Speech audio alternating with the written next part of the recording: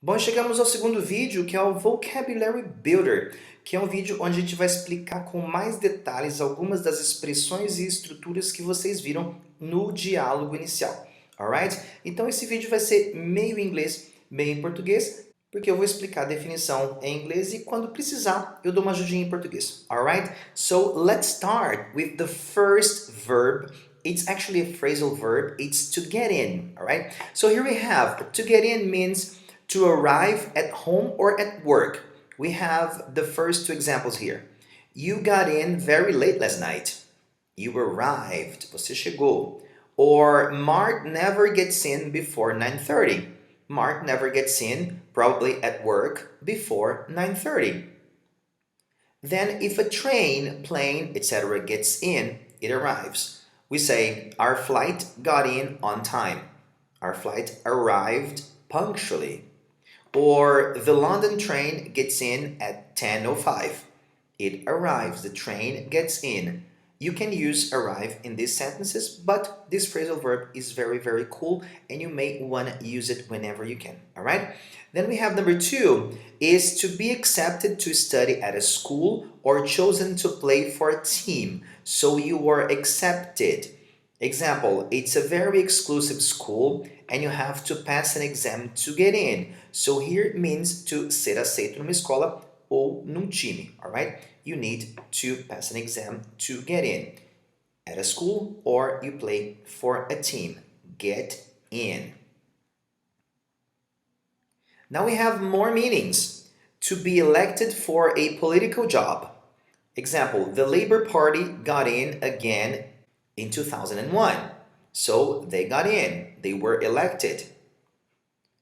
To deliver or send something to a person or place. Entregar ou mandar alguma coisa para uma pessoa ou lugar. Example, I have to get this homework in by the end of the week. So I need to submit, I need to hand in this homework by the end of the week. So I need to give it to my teacher, to a secretary, all right? I have to get this homework in. And we have a fifth definition, which is to ask someone to come to your house, office, etc., in order to do something for you. So you ask someone to come to your house. For example, we're getting a plumber in to fix the leak. We're getting a plumber in, okay? The leak is happening and we can't fix it, so we're getting a plumber in. So the plumber is going to my house. Okay, so our sixth meaning is to manage to fit something, such as an activity or comment, into a small amount of time, okay? Which means exprimir alguma coisa. Example, one writer managed to get in 20 plugs for his new book in a single interview. So a plug here is an attempt, uma tentativa, to make people interested in a book, film, etc. by talking about it in an enthusiastic way, especially on a radio or a television program, right? So the writer managed to get in 20 plugs, 20 pieces of interviews for his new book in a single interview, numa única entrevista. Ele conseguiu encaixar 20 plugs, 20 propagandinhas do livro novo numa única entrevista. And also it can mean to buy or collect things that you need. Example, Kara's friends are coming at the weekend. So get lots of chocolate in. So buy lots of chocolate. Okay, so here we can say at the weekend in British English or on the weekend in American English. Both are correct. Okay? Now we have these two expressions. I can assure you that, you can be sure that. Which mean, você pode ter certeza que, eu te asseguro que. These are common ways of saying that you believe something to be true, hoping to win the confidence of the person you were talking to. Example, I can assure you that I will work hard. Or you can be sure that something interesting will happen, all right? You were hoping to win the confidence, the trust of the person you're talking to. Now here is another way to express that you believe something to be true. I promise you. You can also say, I promise you that we won't leave until the work is done. I can assure you that we will leave only when the work is done, or you can be sure that we won't leave until the work is done. I can assure, or you can be sure that something is going to happen, or I promise you. Now we have two cool expressions, which is the first is party animal. A party animal is an informal expression used to characterize someone who spends a lot of time with friends or acquaintances for entertainment. Acquaintances are conhecidos, not your friends, but people that you know. For entertainment, either at home or in public places. In Portuguese we say festeiro or arroz de festa. Example, my friend Eric will take you downtown on Saturday night. He's a real party animal, so you'll meet lots of people. Alright, so Eric is a party animal. He knows a lot of people and he likes to party. So you're bound to meet lots of people. And then we have extraordinaire, which is a word borrowed from French and it is used to exaggerate the meaning of the previous word. Okay, so you are exaggerating. Another example, I'd like you to meet Mark. He's our pastry chef extraordinaire. You have to try his cheesecake, right? So he's a pastry chef extraordinaire. So I'm exaggerating that he's really, really good. As a matter of fact. As a matter of fact is a common expression that has a number of different meanings. In our example conversation, it introduces a confirmation of what was previously said. It can go before the main clause or after the verb. And in Portuguese we can say na verdade para dizer a verdade. Here are two examples. I heard you were looking for a job. As a matter of fact, I am. I really am. Your friend is very good looking. Is he single? He is, as a matter of fact. Ele é, na verdade. You can express the same meaning with actually, but put it after the verb. Example, I heard you were looking for a job. I am actually, or as a matter of fact, I am. Your friend is beautiful, but I'll bet she's married. She is actually. Ela é bonita, mas ela é casada? Sim, na verdade, ela é casada, as a matter of fact. As a matter of fact is also used to say that you do not agree with what someone has just said or that the opposite of what they say is true. Examples, we're not losing population in our town. As a matter of fact, people are moving in. Não estamos perdendo população na nossa cidade. Na verdade, as pessoas estão se mudando para cá. Was he in a bad mood? No, as a matter of fact, he seemed quite cheerful. Ele parecia bem animadinho. Quite é um tanto, e cheerful é animado. Do, does, and did for emphasis. We use do, does, and did for emphasis. This doesn't mean the statement is negative or a question. It means really. Here are some examples. I do like your new jacket, which means I really like your new jacket. Now, with he, she, it, we say she does look like her mother. Here I don't put the S. She does look like her mother, which is the same thing as she really looks like her mother. Now in the past we say, I did want to come, but it was raining. I did want, not I did want it, because it's wrong. I did want to come, which means I really wanted to come. I really wanted to come, but it was raining, all right? So it's used for emphasis. We have awesome. Awesome is an expression that is used a lot, maybe too much, to say that you think something is really good. Other ways to express the same thing include great, fantastic, terrific, wonderful, and cool. Pay attention, terrific is not terrible. Terrific is really, really good. Here are some examples with awesome. So how do you like it here? It's awesome. How do you like it means what's your opinion of here? So how do you like it here? What's your opinion of here? It's awesome. Did you like the movie? It was awesome. Thank you for taking me. You're awesome. All right, so this word is really, really used nowadays. Awesome. Non-stop schedule. Non-stop schedule describes the activities of a very busy person, whether it be because of work, school, family responsibilities, or even social life. An example, I don't have time to see you this week with my non-stop schedule, which means this person has no time whatsoever. She's very, or he is very, very busy. Other ways to indicate non-stop activity are around the clock or 24/7, 24 hours a day, 7 days a week, all right? It's a non-stop schedule. People are very, very busy. Examples: I get phone calls around the clock. Eu recebo ligações o tempo todo, não para. He works 24/7, so I hardly ever see him. Ele trabalha 24 horas por dia, então eu quase nunca o vejo. Hardly ever means quase nunca. So I hardly ever see him. A mix. A mix refers to a combination of different elements, usually indicating variety. Two examples. There will be a good mix of music at the wedding to keep the grandparents, the parents, and the young people happy. A good mix of music. And we invited a mix of people.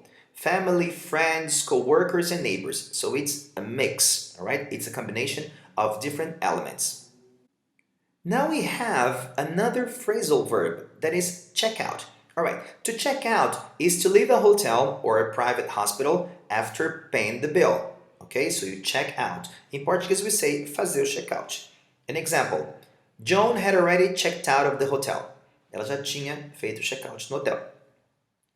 Also, we can use it to examine someone or something in order to be certain that everything is correct, true, or satisfactory. We check things out. Examples: the police are checking the woman out. They are investigating her. I've been taking loads of photographs just to check out the camera. All right, I've been taking loads of. Loads here is many photographs, a lot of photographs, just to check out the camera to see if it's working all right. Go to the doctor and get yourself checked out. Go to the doctor and ask him to examine you thoroughly. You need to get yourself checked out. You need to see what's wrong with you. Now, the third meaning is to look at someone or something to see whether you like them. Example, have you checked out the local sports center yet? Okay, so have you looked at it? Have you been there? Do you have an opinion about it? And 4, if information checks out, you feel that it is true after examining it, so you check out information. Their story just didn't check out. Their story didn't add up. It was not true at all. Or her statement checks out with most of the eyewitness reports. Eyewitness means testemunha ocular. And last but not least, if you check out, you pay close attention to someone. All right? Check out that girl over there. She's really beautiful. Look at that girl. Pay attention to her. That guy is totally checking you out. So if you're out at night and a guy is looking at you, so he's totally checking you out. Now we have the local scene. The local scene refers to the culture and range of entertainment offered in a particular area. I'm moving to Springfield next month. What's the local scene there?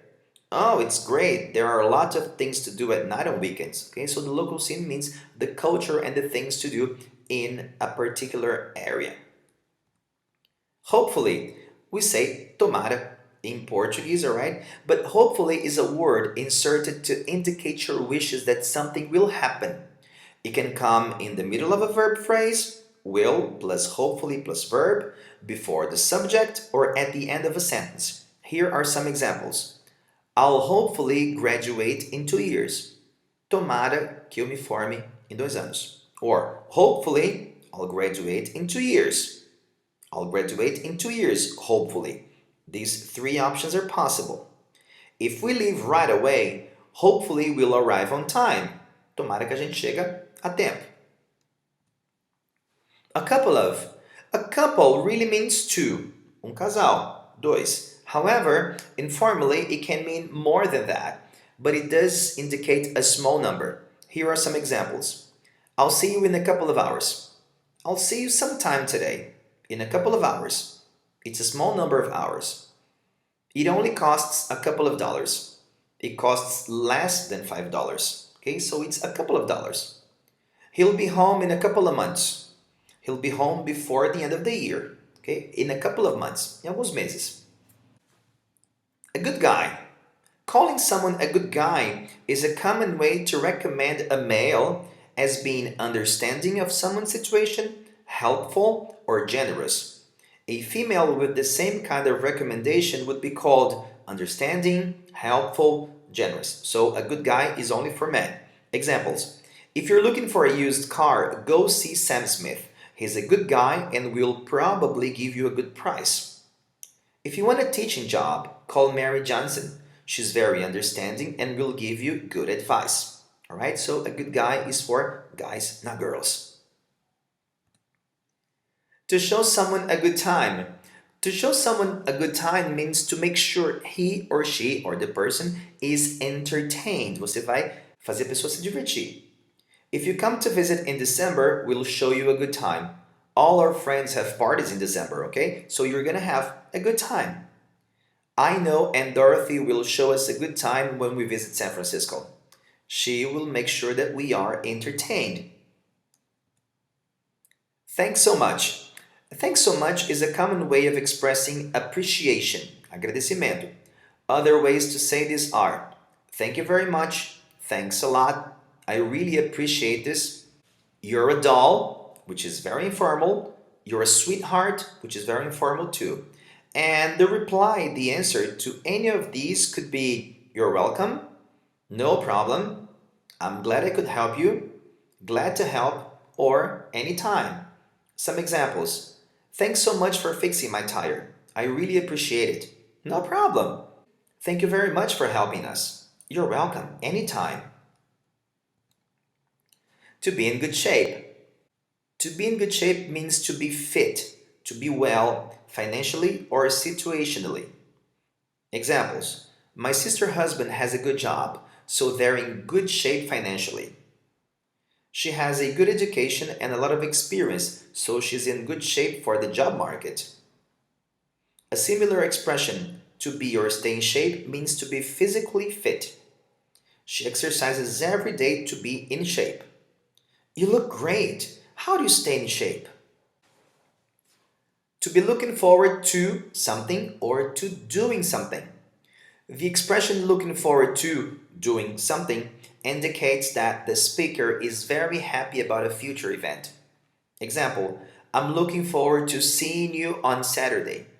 Pay attention that to here is a preposition, so this verb needs to be in the gerund form. I'm looking forward to seeing you on Saturday.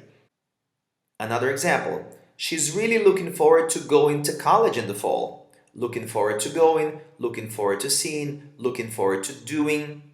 Another way to say this is with the expression can't wait to.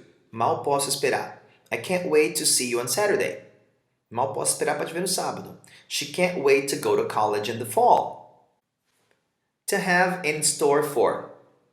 The idiom é a expressão idiomática. To have in store for indicates an unknown situation, uma situação desconhecida, that someone presents to someone else, para outra pessoa. It can be good or bad. Examples. Well, I'm going home, but I have no idea what my family will have in store for me.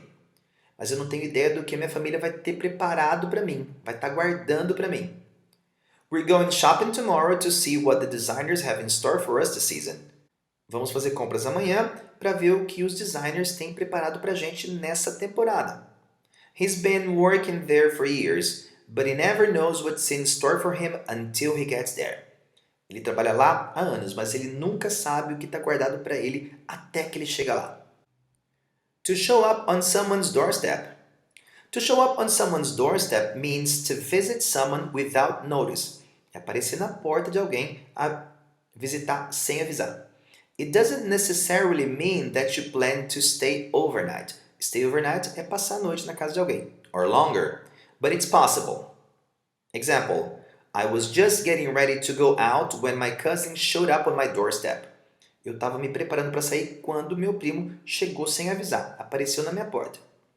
Related expressions are drop in and drop by, que são dois phrasal verbs, but these are used only for short visits, never an overnight stay. Então você aparece na casa de alguém, mas nunca fica à noite. We were in town, so we decided to drop in to see you. Então a gente decidiu passar aqui para te ver. Please drop by for a while. I miss seeing you. Por favor, passa aqui uma hora. Eu tenho saudade de te ver. And we have the phrasal verb to show up. To show up, on the other hand, is used negatively to indicate that someone often doesn't appear when expected. It means aparecer em português. An example. Patty said she was coming, but you never know if she'll show up or not. Mas você nunca sabe se ela vai aparecer ou não. Another meaning of show up, when used with a direct object, is to perform or seem better than someone else. Então você usa o show up também quando você faz algo melhor do que alguém. Example. Your singing was fantastic. You showed up all the other contestants. O seu canto, você cantando, estava fantástico. Você foi melhor do que todos os outros concorrentes. He will show up the competition with his fantastic speech. Ele vai fazer melhor do que a concorrência com seu discurso fantástico. She showed us all up when she came in wearing the red dress. Então, ela arrasou com todo mundo quando ela veio usando aquele vestido vermelho. Alright? Então, esse aí é o nosso vocabulário para esse diálogo. Você vai ter que revisar isso um montão para você prestar atenção nas explicações, nas definições e ir se acostumando já a ler essas definições in English, ok? De agora em diante, o seu intermediário vai ter que ser mais intermediário. No início do curso, ainda estamos trabalhando um pouquinho com português, mas daqui umas unidades vai ser only in English, alright? A gente se vê no próximo vídeo.